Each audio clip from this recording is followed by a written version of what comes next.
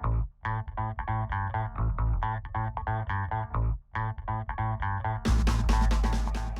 this is Bill Wood with Disciplined Trading Decisions. This is the weekend analysis of the S&P 500 for August 22nd, 2016. But first, Trading futures, options on futures, and retail off-exchange foreign currency transactions involves substantial risk of loss and is not suitable for all investors. You should carefully consider whether trading is suitable for you in light of your circumstances, knowledge, and financial resources. You may lose all or more of your initial investment. Opinions, market data, and recommendations are subject to change at any time. Past performance is not indicative of future results. okay, what we have here is the S&P 500, a monthly chart, and you can see we're developing this wedge pattern.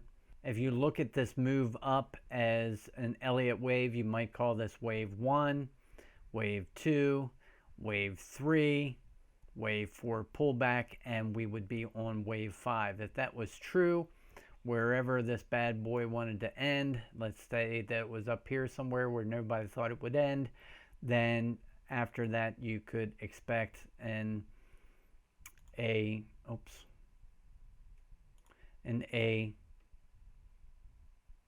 B,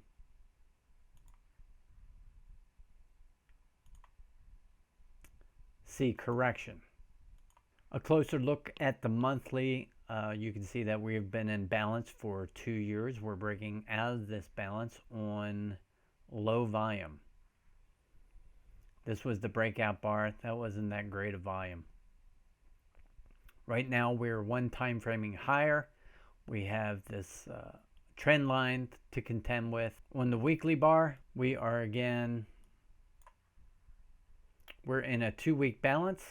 On the daily bar, you can see that we broke out of this trading range, developed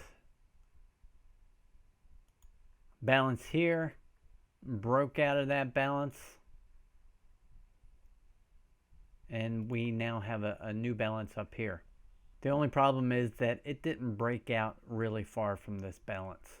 You left excess up here, and now you have excess down here. So you wound up with a 9-day balance. On the 240-minute chart, you can see that we spiked, pulled back, spiked again, then we started to ease out into a channel, and now we're in a big old trading range. We're developing a wedge up here. We'll see which way we can break out of this wedge, to the north side or to the south side. As we take a closer look and draw in Andrew's pitchfork, you can see that that is where we got support. This line, median line here in the middle, may cause resistance as it's heading up. It would be interesting to see what happens when we get up in this area. I had a target from previously around 2200 that I would imagine is a psychological level. We're very close to that right now, so wouldn't be surprised if we reached up there.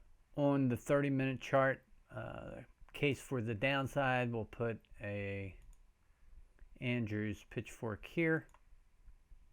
As you can see, that is too steep. It doesn't match that. So what you may want to do is change that to a shift and see if that fits better. Okay, right now that's fitting better. If it breaks out of this to the upside, which it looks like it will do, then we may find resistance up here, maybe at our target 2200, maybe this trend line here.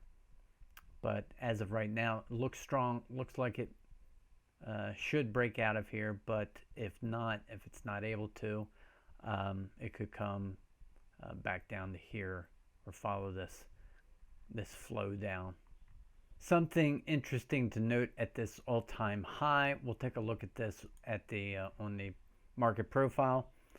The all-time high was not what we would call a good high. You had all three of these bars ending at the same price.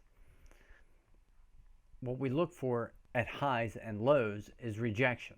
So even though on the daily it looks like there's excess up here, when you look at it close in the market profile, you see that there wasn't excess really at all.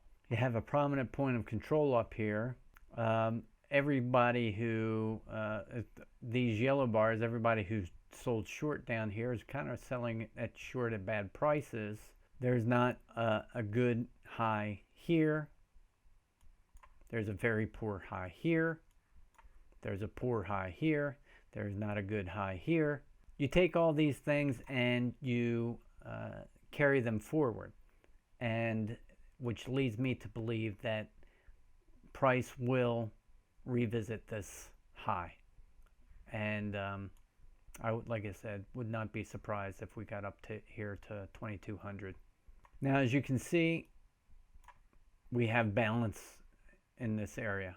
It's very comfortable around this 2180 area. So whichever way it breaks out from here, you're going to have stops letting out. And you could get a day like this that's kind of stretched out. Same thing goes for if you get above this area, this 85 area, you may have stops letting out. And what appears to happen is that you had balance here, broke out of this balance, pounded against this 2190, 91, couldn't get any higher, so the stops let out and you're down off to the races on the downside. And since that was just an inventory adjustment, there was no follow through. So now we're testing this area again. You can see the latter half of the day is ending toward the top of the day. So it looks like it's pushing higher. The longer it takes, the longer we wait in this area. If it can't make it higher, you're going to have another long liquidation. So if I was long, I would get very concerned if the market broke below this area, 2175. In fact, that's what this may have been. It opened up here, raced lower, got some people to stop out, I'm sure, and turn around and ended the day higher. All this points leads me to believe that we're heading higher, that we're going to break this high. Whether it's next week or not, we'll see how it opens on Monday, and we'll take it from there. This is Bill Wood, and if you're watching this anywhere other than my blog at Disciplined Trading Decisions, go there and check out our other resources and sign up for our weekly newsletter and weekend analysis. Stay motivated, stay focused, and stay disciplined, my friend.